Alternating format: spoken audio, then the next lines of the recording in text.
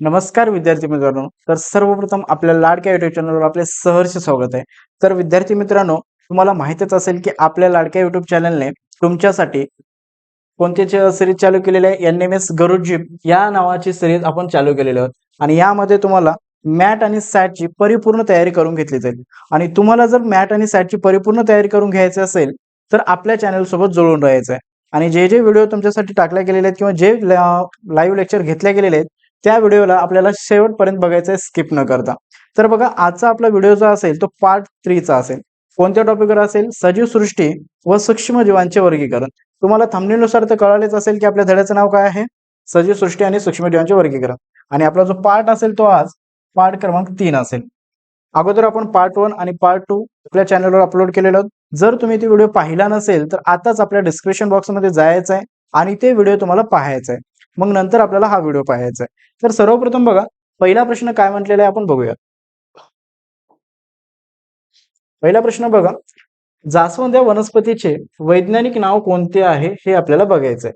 तर सर्वप्रथम बघा, जास्वंद हा जो नाव असेल तो वैज्ञानिक नाव आपल्याला काय करायचं आहे, फाईंड करायचं आहे. पहिला पर्याय बघा, दुसरा बघा, तिसरा बघा आणि चौथा बघा.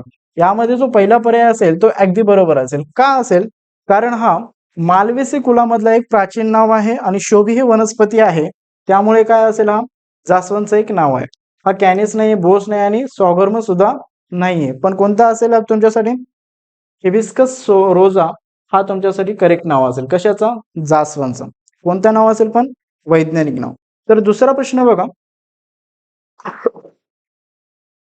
पोशिंदा आणि परोपजीवी यांच्या संदर्भात गटात न बसणारा आपल्याला पर्याय ओळखायचा आहे.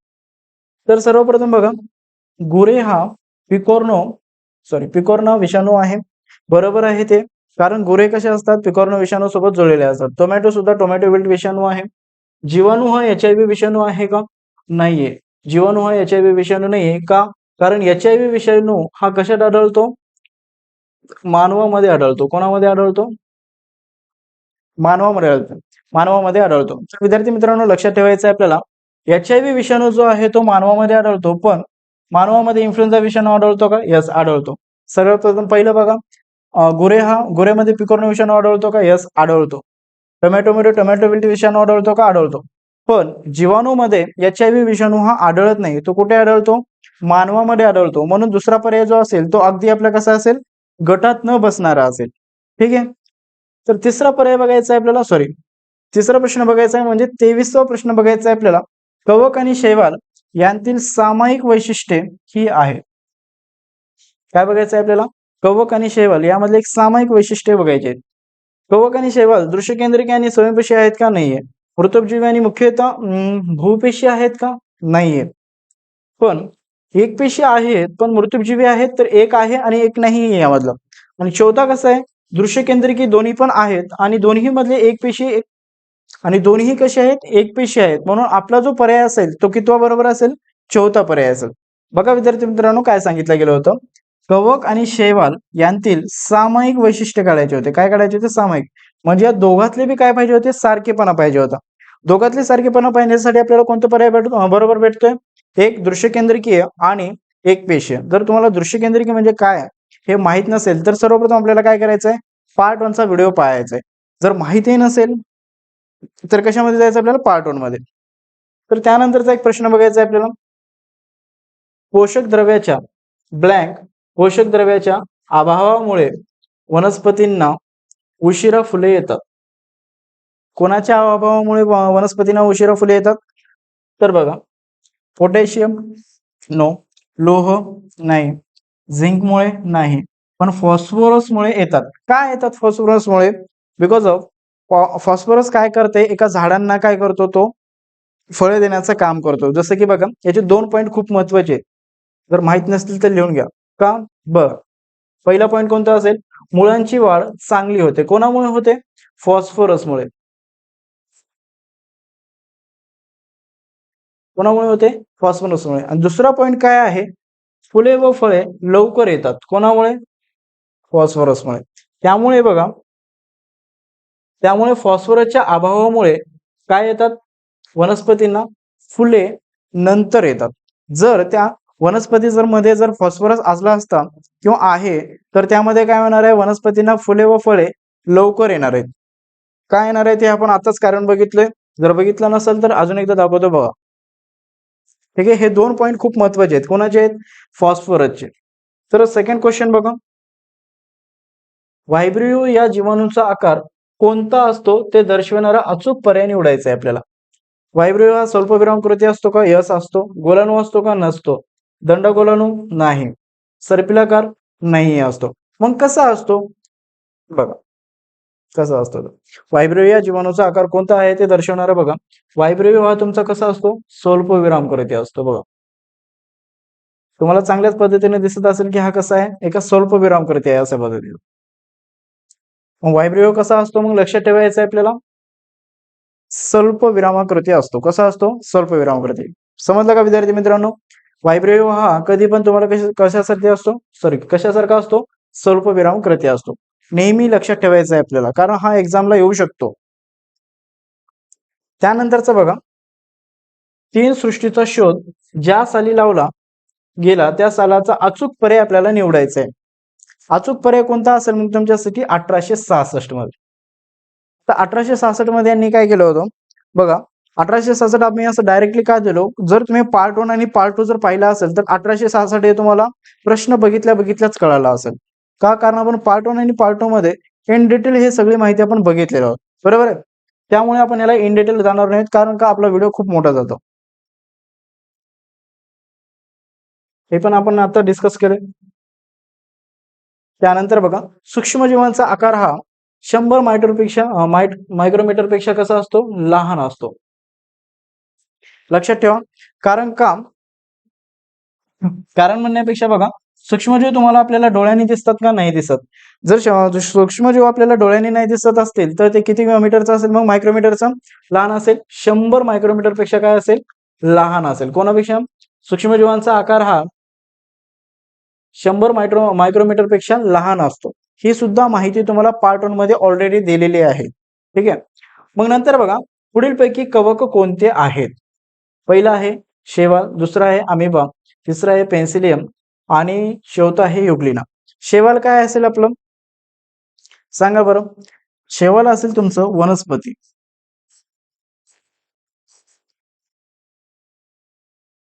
आणि पेन्सिलियम असेल तुमचं कवक. अमिबा काय असेल तुमचं? प्रोटिस्ट. युग्लिना काय असेल तुमचं? Same protist. आपल्याला काय पाहिजे होता? कवक. कवक कोण भेटलंय आपल्याला? पेन्सिलियम. बरोबर आहे. बघा, पहिला पर्याय जो दिला होता शेवाळ. शेवाळ कशामध्ये येतो? वनस्पतीमध्ये येतो. कशामध्ये येतो? वनस्पतीमध्ये येतो. पेन्सिलियम हा आपल्याला कुठे भेटतो? कवकामध्ये भेटतो. आणि अमिबा हा काय असेल तुमचा? प्रोटिस्टामध्ये भेटेल. आणि युग्लिना कशामध्ये भेटेल तुम्हाला? प्रोटिस्टामध्ये सुद्धा भेटेल. फक्त आपल्याला काय पाहिजे होतं? कवक पाहिजे होता. म्हणून आपल्यासाठी अचूक पर्याय कोणता आहे? पेन्सिलियम आहे. चला समोर जाऊयात. विषाणूचा आकार सुमारे डॅडॅश एवढा असतो. कशा एवढा असतो? 10 नॅनोमीटर ते 100 नॅनोमीटर एवढा असतो. जर तुम्हाला माहित नसेल तर आताच आपल्याला मी वारंवार का सांगतोय पार्ट 1 पहा, कारण यामध्ये 4-5 प्रश्न असे आहेत की ते पार्ट 1 च्या आधारित आहेत. जर तुम्ही तो पार्ट 1 पाहिला असेल तर तुम्हाला हा व्हिडिओ पाहायची गरज सुद्धा नाही. फक्त आपल्याला 4 आणि 5 प्रश्न असे आहेत की तो थोडेसे अवघड आहेत. बाकी सगळे प्रश्न आपल्याला पार्ट 1 मध्येच आपल्याला क्लिअर केले गेलेले आहेत. हे सुद्धा प्रश्न फक्त जर तुम्ही तो चांगल्या पद्धतीने पाहिला असेल तर तुम्हाला प्रश्न दिसल्या आणि ऑप्शन दिसल्या तुम्हाला तो उत्तर आला असेल. ठीक आहे. तर समोर जाऊयात. खालील जोड्यामधले आपल्याला काय निवडायचंय? विसंगत जोडी आपल्याला काय करायचंय? ओळखायचं आहे. तर विसंगत म्हणजे काय ओळखायचं? आपल्याला वेगळी जोडी ओळखायची आहे. तर बघा, बाणगुळ हा कोणता असेल? स्वयंपोषी वनस्पती असेल का? आय थिंक तर नाही.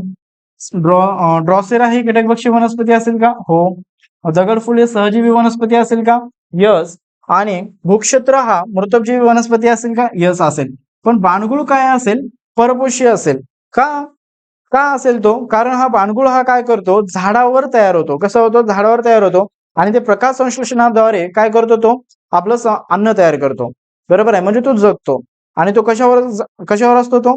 एका मोठ्या झाडावर म्हणा, आंब्याच्या झाडावर म्हणा, चिकूच्या झाडावर म्हणा किंवा मोठ्या झाडावर म्हणा, तो काय करतो, राहतो म्हणजे रहिवासी करतो तिथं. आणि तिथंच त्याची वाढ होते. कशाच्या सहाय्याने? त्याचं त्या झाडाचा रस पिऊन तो काय करतो, वाढ होतो. आणि हा कसा असेल मग? परपोषी असेल. कसा असेल? कारण तो दुसऱ्याच्या सहाय्यावर आहे म्हणून हा परपोषी. म्हणून ही जो जोडी आहे ती कशी आहे? वेगळी आहे. ड्रोसेरा कसा असेल? कीटकभक्षी असेल. यस. दगडफूल कशी असेल? सहजीवी असेल. भूक्षत्र कसं असेल? मृतोपजीवी असेल. कीटकभक्षी म्हणजे काय? सहजीवी म्हणजे काय? मृतोपजीवी काय म्हणजे काय? हे आपण ऑलरेडी डिस्कस केलेले आहोत. स्वयंपोषी म्हणजे काय हे सुद्धा माहिती आहे आपल्याला. परपोषी म्हणजे काय हे सुद्धा आपल्याला माहिती आहे. इन डिटेल मध्ये आपल्याला बघायची काही गरज नाही. फक्त लक्षात ठेवा की बाणगुळ हा काय करतो, एका झाडावर रहिवासी करतो. म्हणजे मोठमोठ्या झाडावर तो काय करतो, वाढत जातो. तो तिथंच राहतो. प्रकाशाच्या सहाय्याने काय करतो, तो अन्न तयार करतो किंवा झाडाचा रस पिऊन सुद्धा तो जगतो. ठीक आहे, एवढी माहिती त्याची आहे. आणि हा त्यामुळे काय असेल, हा परपोषी असेल. पण आपल्या पर्यायामध्ये काय दिला होता, स्वयंपोषी दिला होता. म्हणून आपला जो पर्याय असेल हा तो काय असेल, विसंगत असेल. बरोबर आहे. विसंगत म्हणजे काय, वेगळे असेल. त्यानंतरचा पर्याय बघूयात. प्रोटिस्टा सृष्टीतील सजीव ओळखायचा आहे आपल्याला. काय ओळखायचं आहे? प्रोटिस्टा सृष्टीतील सजीव ओळखायचंय. तर सर्वप्रथम बघा, क्लॉस्ट्रिडियम काय असेल तुमचं, असेल का नाहीये? वॉल्वॅक्स काय असेल? हा, सजीव असेल. प्रोटिस्टा मधले काय असेल? एक पेशीय हरित लवक आहे. काय असेल? एक पेशीय हरित लवकामध्ये हा पार्ट येतो. कोणामध्ये येतो? वॉल्वॅक्स येतो. आणि हे काय असेल मग? प्रोटिस्टा असेल. बरोबर. कण्व असेल का? कण्व नाही येणार. कशात येणार आहे तो? सृष्टीमध्ये येतो. वायब्रिओ सुद्धा येणार नाही, हे जीवाणूमध्ये जातात. म्हणून आपल्याला काय पाहिजे होता? प्रोटिस्टा पाहिजे होता. पण प्रोटिस्टा कशामध्ये येतो बघा? वॉल्वॅक्स मध्ये येतो. वॉल्वॅक्स हा काय असेल? प्रोटिस्टा मध्ये येतो. आणि तो कसा असेल? एकपेशीय हरितलवक असेल. कसा असेल? एकपेशीय हरितलवक असेल. त्यामुळे आपल्याला काय असेल? अचूक पर्याय काय भेटतो? हरितलवक वॉल्वॅक्स भेटतो. कशासाठी आपल्याला? प्रोटिस्टासाठी. आय होप की तुम्हाला हा सुद्धा प्रश्न समजला असेल. त्यानंतरचे बघा काही इम्पॉर्टंट पॉइंट आहेत आपल्यासाठी, जे की परीक्षेसाठी आपल्याला काय करायचे, लक्षात ठेवायचे. पहिला बघा, बाणगुळ हा कसा असतो? परजीवी वनस्पती असतो. ड्रॉसेरा काय असेल? कीटकभक्षी वनस्पती असेल. रायझोबियम काय असेल? तुमचं सहजीवी वनस्पती असेल. म्युकर काय असेल? मृतोपजीवी कवक असेल. आणि बघा, हा सुद्धा आपल्याला पर्याय काय असेल? हे एक असेल. बरोबर आहे. हे सगळे पॉइंट आपल्याला काय करायचे, लक्षात ठेवायचे. 1, 2, 3, 4 आणि कॅलिमिडोनोवास हा एक असेल. प्रोटिस्टा सृष्टीतील एक पेशी हिरवा शैवाल असेल. हा एक. म्युकर एक असेल. रायझोबियम पण असेल. ड्रॉसेरा पण असेल. बाणगुळ. हे सगळ्यात महत्वाचे पॉइंट आहेत आपल्याला परीक्षेसाठी. हे सगळे आपल्याला काय करायचे, नोट करायचे आणि आपल्याला लक्षात ठेवायचे. त्यानंतर बघा, दृश्यकेंद्रिकी आणि अतरंगी दृश्यकेंद्रिकी आणि अधिकेंद्रिकी जर तुम्हाला माहित नसेल तरी थोडंसं लक्षात ठेवा. लक्षात ठेवण्यासाठी सोपी युक्ती, अधिकेंद्रिकेला काय नसते, खरे केंद्रक नाहीये. बरोबर आहे. खरे केंद्रक म्हणजे काय? न्यूक्लियस म्हणतो त्याला आपण. काय म्हणतो? न्यूक्लियस सुद्धा असं म्हणतो. आणि अधिकेंद्रीला काय नसते, खरं न्यूक्लियस नसतो. म्हणजे रिअल न्यूक्लियस असते का? नाही असते. पण दृश्यकेंद्रीला काय असते? खरं न्यूक्लियस असते. म्हणजे खरे आपल्याला काय असते? केंद्रक असते. आणि सगळे मग आपल्यासाठी कशासाठी महत्वाचे आहेत? एनएमएस आणि एमटीएस साठी आपल्याला खूप महत्वाचं आहे. हे एक पॉइंट आहे. त्यानंतर बघा, अधिकेंद्रीय सजीव काय काय असतात? जीवाणू, सायनोबॅक्टेरिया, जे काही निळे हिरवे शेवाळ असतात. त्यानंतर दृश्यकेंद्रिकीय सजीव असतात. अमिबा, पॅरामेशियम, युग्लिना, क्लॅमिडोमोनास आणि ईस्ट, म्युकर, सर्व वनस्पती व सर्व प्राणी हे कशामध्ये जातात? दृश्य केंद्रिकी सजीव मध्ये जातात. जर तुम्हाला त्याचं लक्षात ठेवता येत नसेल तर एका ओळीमध्ये आपल्याला कशा पद्धतीने लक्षात ठेवायचं आहे बघा.